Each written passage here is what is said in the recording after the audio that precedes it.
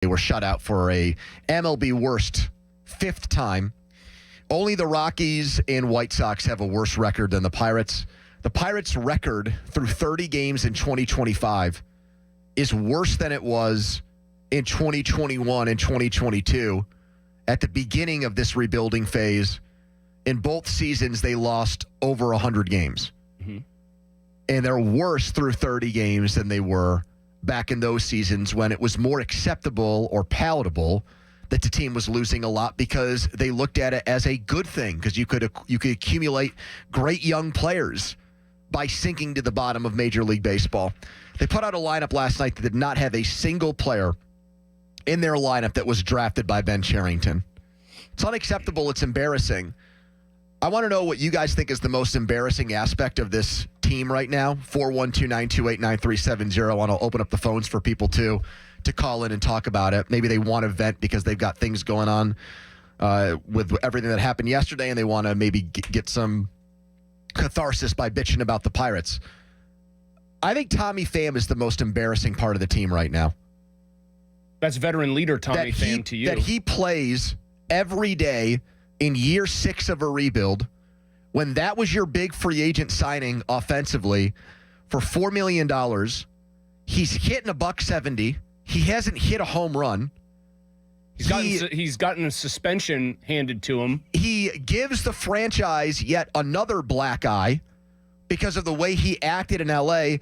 Guy bumps him when he's trying to field the ball in the corner. I get it. Fans should not make contact with players.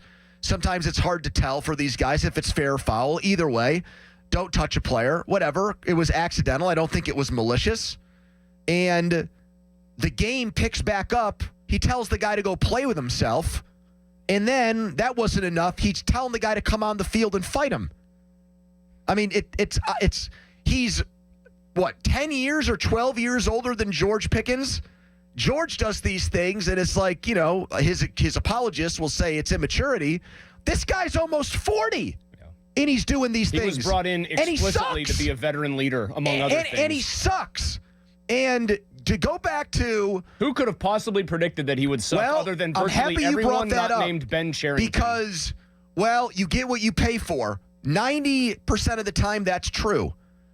They brought in a one-year outfielder, paid him very little money, and they're stupidly, even 30 games of the season, continuing to play this guy when he's got no future with an organization. You're not winning this year now, okay? Stop running this guy out there. That, to me, is embarrassing with a capital E. You've got the Reds in your own division. This is not a Terry Francona point. They brought in Austin Hayes and signed him, not Key Bryan's brother. Hays.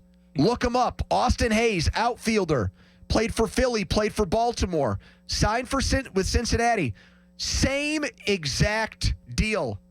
Right-handed hitter, left fielder. 1-year contract, $5 million. He's hitting .365. So even in the Pirates' price range, there were guys out there to make their team better. And this nitwit GM couldn't find the right guy. And then this bozo manager who evil-eyed my ass on Monday, they keep playing this dude. Gorski hits a home run in his first game. Hey, thanks for the memory, kid. Pick splinters out of your ass for the next few games because we're going to play this jamoke. I mean, it's ridiculous. And maybe you guys have something worse, but that takes the cake for me. Embarrassing at 11 and 19 is running Tommy Pham's ass out there every day. I'll get off my soapbox. Go ahead. I mean, it's fun when you get on the soapbox. You're on a roll. It's the old don't stop him. Was it over when the Germans bombed Pearl Harbor? He's on a roll. Just let him. And I got to hear Derek Shelton say, our problem is that we don't have Spencer Horwitz and Nick Gonzalez. Hey, Derek, newsflash, buddy. You're not talking about Parker and Stargell here.